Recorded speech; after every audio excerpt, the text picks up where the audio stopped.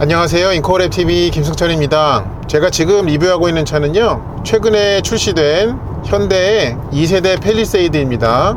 지금은 일단 2.5 터보 가솔린 모델만 출시가 되었는데요, 그 엔진에 사륜구동 모델의 캘리그래피 트림을 일상주행 조건에서 한번 좀 타보겠습니다. 제가 원래 시승차를 받으면 이제 리셋하잖아요, 트릭 컴퓨터를. 근데 얘는 출발 단계에서 이미 그렇게 해놔 주셔가지고 제가 따로 할 필요는 없을 것 같습니다. 이 차의 파워트레인을 소개해드리면요, 이 차는 4기통 2.5 배기량의 싱글 터보 엔진이죠. 그래서 281마력과 43토크를 가지고 있습니다. 그리고 토크 컨버터 방식의 8단 자동 변속기를 통해 가지고요, 이 차는 사륜구동 모델이기 때문에요, 앞뒤 바퀴에 모두 구동력을 배분을 합니다. 이 차의 휠 베이스는요, 기존 모델보다 70mm가 커진 2970mm로 되어 있습니다. 그리고 이 차의 공차 중량은 이 7인승 사륜 기준으로 2140kg으로 되어 있었습니다. 이 차는 이제 출시된 지 6년 만에 이 풀모델 체인지가 된 거잖아요. 뭐 차의 안과 밖에가 그냥 완전히 달라졌고요. 무엇보다 이 공간을 많이 강조를 했습니다. 그래서 차의 크기가 곳곳이 커졌습니다. 그래서 이제 구형과 비교해 가지고 얼마나 커졌는지를 좀 말씀을 드리면요, 제가 지금 전방을 주시 안 하는 걸 얘가 알고 경고를 하네요. 알았어요. 저기 할게요. 신기하다. 여기 이제 스티어링 컬럼 위에 여기 이제 운전자 를 감시하는 카메라가 있거든요. 일을 잘하네요. 이제 구형과 비교해 가지고 왜 그러지? 내가 똑바로 보고 있는데. 그러면 못 써. 이제 구형과 비교해 가지고 신형이 좀 얼마나 커졌나 하고 봤더니요, 차의 전체 길이는 65mm가 커졌다고 해요. 그런데 그 중에서 휠 베이스는 70mm가 길어졌고요, 그리고 앞과 뒤에 오버행에서의 변화가 있더라고요. 이제 오버행은 그 바퀴의 중심에서 각 방향의 범퍼 끝까지의 그 간격의 길이죠. 그래서 얘는 앞에 오버행은 이 40mm를 줄였다고 해요. 그러니까 앞바퀴의 배치가 좀 더 앞에 가깝게 이렇게 된 거죠. 그리고 뒤에 오버행은 이제 25mm를 늘렸다고 해요. 그러니까 3열 공간에서가 넉넉해질 수밖에 없겠죠. 그리고 이제 적재 공간이 더욱더 커질 수가 있고요. 그런 이제 사이즈의 변화가 있는데요. 자, 이제 출발할 때요, 이 차의 사륜구동 시스템의 구동력 배분 특성 한번 보겠습니다. 에코 모드입니다. 일단 자, 지금은 앞뒤 다 같은 크기로 구동력이 좀 가고 있습니다. 조금 엑셀을 거기서 더 깊게 밟으면요, 그때는 앞에 그래프가 좀 더 많이씩 올라가요. 그리고 지금은 이제 50km 정도 넘으니까 뒷바퀴의 구동력은 보내지 않고 있습니다. 제가 요 기준 속도가 정확히 몇이었는지는 좀 캐치를 못했습니다. 근데 이제 분명한 거는 출발할 때 직후에는 이제 사륜구동 상태로 가다가 어느 이상 속도가 되면은 뒷바퀴의 구동력을 뺀다라는 건데요. 또 지금은 또 다시 보면은 평지이고 그 다음에 엑셀을 거의 안 밟은 항속주행인데도 불구하고 앞뒤에 동일한 크기로 또 구동력을 보내고 있습니다. 그래서 요거를 좀 정리해서 말씀을 드리면, 출발 직후는 사륜, 어느 이상은 전륜, 필요에 따라서는 다시 사륜, 그렇게로 이 구동력 배분 특성을 볼 수가 있겠습니다. 그리고 지금 여기 국도에서의 규정 속도 정도의 속도로 이렇게 항속으로 가면요, 차가 상당히 정숙합니다. 실내가. 이 차는 265, 45, 21 사이즈의 그 피렐리의 스콜피온 MS 타이어를 꽂고 있더라고요. 그 타이어 자체도 소음 특성이 괜찮은 것으로 보이고요. 근데 전체적인 이 방음이 상당히 뛰어납니다. 어떻게 보면 이제 이 팰리세이드는 현대 브랜드로서 판매 중인 이제 내연기관 차들 중에서는 가장 고가의 모델이잖아요. 거기에 걸맞게 이 주행 중에 정숙성을 보여주고 있습니다. 요거는 조금 더 과장을 섞으면요, 제네시스 수준까지도 이 주행 중 정숙성이 근접했다라고 보일 정도입니다. 이 차의 인테리어는 이 프리미엄 리빙 스페이스라는 컨셉으로 만들어졌다고 해요. 전체적으로 굉장히 이제 고급진 형태를 가지고 있는데요. 그리고 여기 대시보드 부분의 디자인이 굉장히 독특하면서 일단은 시각적으로는 네, 굉장히 좀 널찍널찍하다, 공간이. 네, 그런 생각을 갖게 해줍니다. 제가 타고 있는 모델은 이제 7인승 모델이지만 또 이제 9인승 모델 같은 경우에는 앞좌석에 센터 좌석이 있죠. 네, 그거는 제가 아직 못 타보긴 했지만요. 그것까지 고려해서 굉장히 널찍하게 디자인 되었다라는 점은 확인이 됩니다. 이 차는 최근에 또 현대자동차들보다 또 재미난 변화들이 있습니다. 일단 엔진 시동 버튼의 위치가 이 대시보드나 이 센터 터널 어딘가가 아니고 이 기어 셀렉터 위로 네, 여기로 들어갔어요. 그리고 그런 점이 재밌고, 그리고 앞에 이제 양쪽 12.3인치씩 두 개의 스크린을 하나의 프레임 안에 넣어 놓은 이 파노라믹 디스플레이가 들어가 있는데요. 또 가운데 모니터는 이 운전자 쪽을 향해서 약간 이렇게 굽어 있습니다. 그러니까 이 화면이 굽은 게 아니고요, 각도가 좀 굽혀져 있어요. 그런데 이제 여기에 디자인에서의 저가 눈에 들어오는 점은 네, 이 스크린을 이제 구부려 놓은 것도 이제 운전자를 배려한 거고, 이 대시보드 전체적인 디자인에 잘 녹아들었다고 이렇게 생각을 하는데요. 근데 이제 사람의 취향이 다 이제 제각각인데, 어떤 분들은 가로 세로를 이제 칼같이 맞추는 거를 또 원하는 그런 취향을 가진 분들이 있잖아요. 네, 그런 분들이 이제 여기 가운데 부분이 좀 이렇게 구부러져 있고 뭔가 좀 가로 세로가 안 맞는 것 같은 네, 그런 디자인을 갖고 있는 거는 좀 이걸 보는 내내 신경이 쓰일 수도 있겠다라는 생각은 듭니다. 이 차의 드라이브 모드 버튼은요, 이 센터 페시아의 왼편에 있습니다. 여기 맨 위에 오토 홀드가 있고, 가운데에 드라이브 아니면은 이제 사륜 같은 경우에는 테라인이 있죠. 여기에 드라이브가 조명이 들어와 있는 상태에서 토글 스위치를 아래 위로 이렇게 해주면 됩니다. 에코, 노멀, 스포츠, 마이 드라이브 이렇게 있습니다. 그리고 이제 카메라에는 안 잡힐 수 있는데요, 토우 모드가 따로 있습니다. 토우 모드는 요 왼쪽 대시보드 여기 앞부분에 있거든요. 거기 버튼이 따로 있어요. 그거를 누르면은 이제 계기판에 토우 모드 켜짐이라고 하면서요, 엔진 회전계, 그러니까 타코미터가 색깔이 좀 달라지죠. 그래서 어떻게 보면은 이것도 별도의 주행 모드라고 이제 볼 수가 있습니다. 그래서 만약에 지금 토우 모드가 들어가 있는 상태에서요, 이 주행 모드를 바꾸려고 하잖아요. 그럼 여기 이제 그거를 거부하면서 토우 모드를 해제한 다음에 사용할 수 있다라고 나와요. 그래서 주행 모드를 바꾸려면 네, 다시 이 토우 버튼을 눌러서 꺼짐을 한 다음에 그 다음에 이렇게 바꿀 수 있더라 하는 점도 확인이 됩니다. 지금 얼떨결에 스포츠 모드로 들어갔는데, 그때 이제 이 운전석 등받이 사이드 볼스터가 이제 조여서 약간 스포츠 시트처럼 느껴지게 하네요. 그리고 요거는 매우 반가운 네, 특징인데요. 여기 계기판 가운데에 보면은 이렇게 차로 안전과 관련된 기능을 켜고 갈 때 이 주행 중인 선의 양쪽 차선의 종류가 네, 점선인지 아니면 실선인지 그걸 보여줍니다. 지금은 이제 가운데 차선이기 때문에 양쪽이 점선으로 나오잖아요. 제가 일부러 맨 끝에 차선으로 한번 가보겠습니다.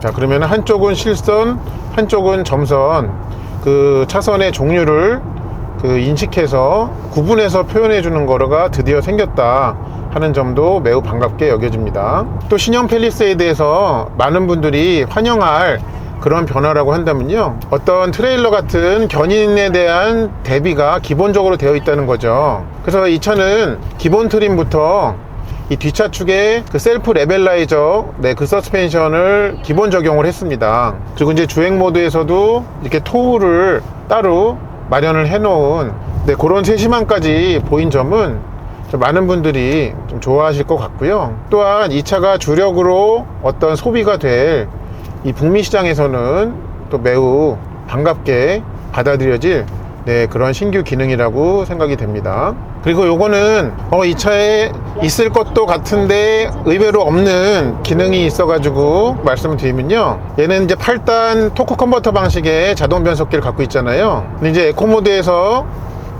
이렇게 선택할 수 있게 돼 있는, 그러니까 중립주행 있잖아요, 타력주행, 그게 얘는 없더라고요. 여기 설정에서 뭐 차량 네, 여기에서 이제 보통 있으면은 만약에 이 드라이브 모드 같은 데 있거든요. 여기 어디를 봐도 그런 게 없고, 아니면 편의에 있나? 네, 여기에도 없어요. 그런데 이제 재미난 거는 여기 토어 모드 중에 중량이 적은 중량인지 아니면은 중간인지 최대 중량인지를 선택하는 네, 그런 메뉴가 있어요. 근데 요거는 나중에 한번 좀 고려해 주십사 하는 거는 요 적다, 중간이다, 최대다 하는 기준이 없잖아요. 그러니까 보통 이제 트레일러를 뒤에 하시는 분은 내 차가 연결되어 있는 트레일러의 중량은 알고는 계시는데 그게 요거 기준으로는 어디에 해당하는 건지를 좀 감이 없을 수 있단 말이에요. 그래서 이제 만약에 어떤 이걸 선택을 했을 때 아니네요. 여기에 있네요. 보니까 적은 거 할 때는 이렇게 조그만, 그리고 이제 자전거 2개 정도 얹은 그림, 중간일 때는 그거보다 약간 높은 캠핑용 장비들을 이렇게 따로 싣고 다니는 트레일러, 최대일 때는 이렇게 요거 있네요. 근데 여기에도 혹시나 하나 좀 텍스트를 추가하면 좋을 것 같습니다. 이 내가 연결하고 있는 트레일러의 중량의 범위 있잖아요. 그러니까 최대는 어느 이상인지, 아니면 중량은 어느 이상인지, 적은 건 어느 이상인지, 이 그림으로 되어 있는 거는 네, 이거는 일단 매우 친절하다라고 생각은 드는데요. 좀 그것도 있으면 좋을 것 같습니다. 이 차의 승차감 특성을 좀 말씀을 드리면요, 이 차는 신형 팰리세이드에서 선택할 수 있는 가장 큰 사이즈인 21인치 휠 타이어에다가 거기에만 조합되어 있는 프리뷰 전자제어 서스펜션이 들어가 있죠.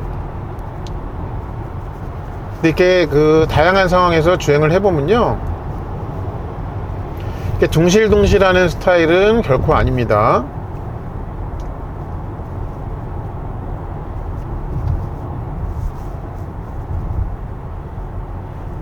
그리고 이제 확실하게 느껴지는 거는 이렇게 주행을 하다가 갑자기 이렇게 노면이 이렇게 파인 데 있잖아요. 높낮이 차이가 있는데 거기에서 이 서스펜션에서의 늘어나는 거, 네, 그러니까 리바운드는요, 그게 상당히 좀 빨라요, 반응이. 그래서 그게 때에 따라서는 그 충격을 하체 부분에서 일으키고 그게 좀 탑승자에게까지 전해질 때도 있더라고요. 근데 대부분의 상황에서는 전반적으로 좀 안락함 쪽에 조금 더 가까이 있긴 하지만 근데 마냥 안락한 스타일은 아니더라 하는 말씀을 좀 드립니다. 자, 여기 램프 돌아갈 때 한번 느낌 한번 볼게요.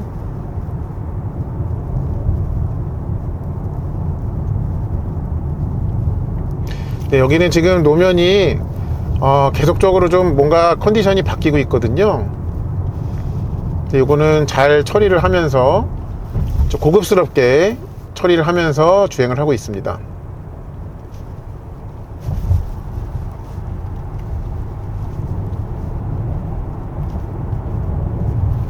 그리고 요거는 하나 또 현대자동차에다가 좀 아이디어로 드리고 싶은 거는 뭐냐면요, 그래서 이제 GN7 그랜저도 마찬가지인데 이 팰리세이드도 각 모델의 가장 큰 타이어 사이즈에만 묶음으로 그 프리뷰 전자제어 서스펜션을 선택할 수가 있잖아요. 그렇게 한 이유가 이제 있겠죠. 그리고 그 제일 큰 휠에다가 이 프리뷰 전자제어 서스펜션까지 조합한 금액으로서는 그 130만 원이라는 옵션 가격은 상당히 합리적입니다.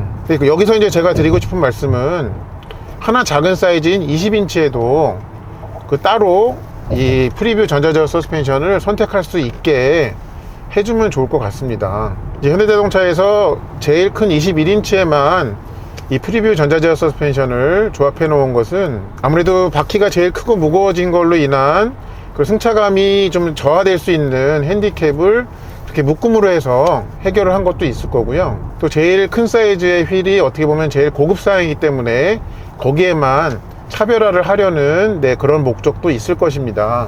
아마 이제 제가 아직 타보지는 않았지만 가장 사이즈가 작은 18인치 휠 타이어에는 그게 필요가 없을 거예요. 근데 그거보다 2인치가 더 큰 20인치 휠 타이어에도요, 승차감을 좀 더 좋게 하기 위한 그런 니즈를 갖고 있는 분들이 얼마든지 계실 거거든요. 좀 21인치는 나한테 조금 과하다 여기실 수도 있고, 이제 그런 분들에게 만약에 20인치에도 독립적으로 이 전자제어 서스펜션을 들어갈 수 있게 해준다면 그분들의 선택지가 같이 넓어질 수 있을 것 같습니다. 물론 제조사 입장에서는 20인치에도 이 전자제어 서스펜션을 들어갈 수 있게 하면 개발하는 단계에서, 그러니까 최적화 단계에서 2배의 노력을 해야 되죠. 그래서 이제 20인치 휠인데 전자제어 서스가 없는 쪽, 지금처럼, 아니면은 넣었을 때 있는 쪽, 그러면 이제 2배의 노력이 더 들긴 할 텐데요. 만약에 그렇게 고객에게 선택지를 넓혀 주어서 그 옵션에 대한 선택률도 이제 더 높아지고 더 많은 분들이 좀 이 차의 매력을 느끼는데 조금이라도 도움이 된다면, 네, 저는 와인 낫이라고 생각이 들거든요.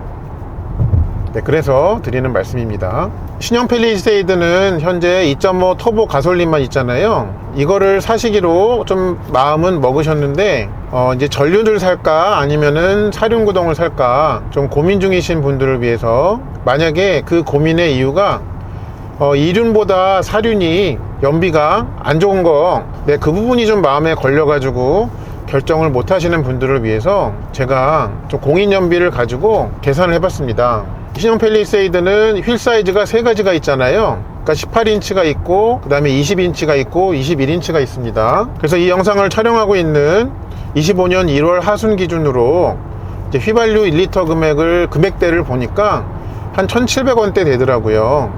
그래서 이 계산은 먼저 휘발유 1리터를 1,700원이라고 봤습니다. 그래서 18인치의 이륜과 사륜을 먼저 비교를 해봤어요. 그래서 휘발유 1리터를 그 18인치의 이륜과 사륜의 복합 기준의 공인연비로 나눠보니까요, 매 1km마다 유류비의 차이가 대략 20.1원 정도 되더라고요. 그래서 1년에 10,000km 정도 타시면 연간 발생하는 유류비 차이가 201,000원 1,000원 정도 되고요. 그거를 매달로 이렇게 보면요, 한 매월 16,000원 정도의 차이가 납니다. 그리고 1년에 20,000km씩 타신다면은 유류비 차이가 한 402,000원 정도 돼요, 1년에. 그러면 그걸 매월로 계산을 하면요, 한 33,000원 정도의 기름값이 더 드는 셈이더라고요. 마찬가지로 20인치도 이제 그 복합 기준으로 전륜과 사륜의 그 연비를 이제 계산을 해 보니까요, 매 1km마다 유류비의 차이가 8.4원 정도 나오더라고요. 아까 18인치 때보다는, 네, 그 차이가 좀 줄어들죠. 그래서 1년에 10,000km씩 타시는 분은 매년 184,000원 정도의 유류비 차이가 나고, 그거를 매월로 계산하면은 15,000원 정도 차이가 납니다. 그리고 20인치를 타시는 분이 매년 20,000km를 주행하신다면요, 연간 유류비의 차이는 368,000원 정도 되고, 그걸 다시 다달이 나누면요 30,000원을 조금 넘더라고요. 자, 마지막으로는 21인치를 또 비교를 해봤습니다. 그러니까 전륜과 사륜의 복합 기준 연비로 비교를 해보니까요, 매 1km마다 유류비 차이가 11.9원 정도 차이가 나더라고요. 그러니까 1년에 10,000km를 타시면 거기에 만을 곱해서 1년에 119,000원 정도의 유류비가 더 드는 거고요. 그거를 월 단위로 나누면 9,200원대 정도가 나옵니다. 그리고 매년 20,000km씩 주행을 하실 경우에는요, 거기에 곱하기 2가 되죠. 그래서 연간 이제 기름값은 한 238,000원 정도 차이, 그걸 다시 이제 12개월로 나누면요, 매달 19,000원 정도의 차이가 나더라고요. 그래서 여러분이 이제 팰리세이드를, 그러니까 2.5 터보 가솔린을 하시려고 하는데, 그 사륜이 이제 기름이 더 많이 든다는 그 정보는 맞는 정보인데요, 네, 실제 비용으로, 그러니까 주어진 데이터는 공인연비밖에 없잖아요. 그걸로 좀 비교를 해보니까 그렇다라는 점을 말씀을 드립니다. 그래서 이제 팰리세이드 신형의 2.5 터보 가솔린을 하실 건데, 전륜이냐 사륜이냐의 그 결정의 기로에 계시는데, 그 결정을 가로막는 그 장애물이 유류비라고 하신다면요, 제가 지금 말씀드린 그 데이터를 참고하셔서 여러분의 그 취향과 기준에 맞는 결정을 해주시면 될 것 같습니다. 이 차의 리뷰를 마치면서 총평을 좀 내려봐야 될 것 같은데요, 이 차는 현대 브랜드의 내연기관 모델의 어떤 플래그십으로서 손색이 없는, 네, 그런 상품성과 주행 능력을 갖추고 있는, 네, 그런 패밀리용 고급 SUV였습니다. 개인적으로 궁금해지는 점은 뭐냐면, 이제 금년 안에 현대 브랜드의 전기차의 플래그십인 아이오닉 9이 나오잖아요. 그 둘의 서열은 어떻게 될까 하는 부분인데, 뭐 아이오닉 9의 가격 정보에 대해서는 아직까지 알려진 게 전혀 없습니다만, 아마 현대 브랜드 내부에서는 그래도, 네, 3열 시트까지 있는 전기차 모델인 아이오닉 9이 팰리세이드보다 더 위에 자리를 하게 되지 않을까 라는 생각이 들었습니다. 네, 오늘은 제가 이 차를 좀 매우 제한적으로 만나볼 수밖에 없었어요. 사실은 제가 이 시승행사의 시작 시간을 착각하고 매우 지각을 했습니다. 그래서 헐레벌떡 행사장에 가가지고 오느라고 좀 마음의 여유가 없이 좀 이 차를 탔거든요. 제가 다음 기회에 이 차가 다시 섭외를 하게 된다면요, 그때는 조금 더 차분한 그런 여건에서 이 차의 이모저모를 살펴드리도록 하겠습니다. 자, 이 차의 주행을 마치면서 오늘 주행한 거리와 연비 보여드리겠습니다. 네, 112km를 탔고요. 12.7이 나왔습니다.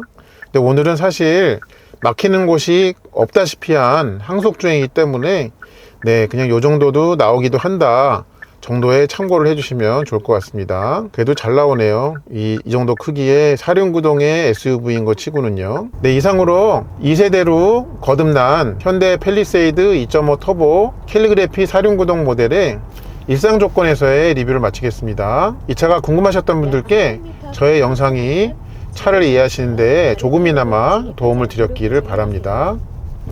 시청해주셔서 감사합니다.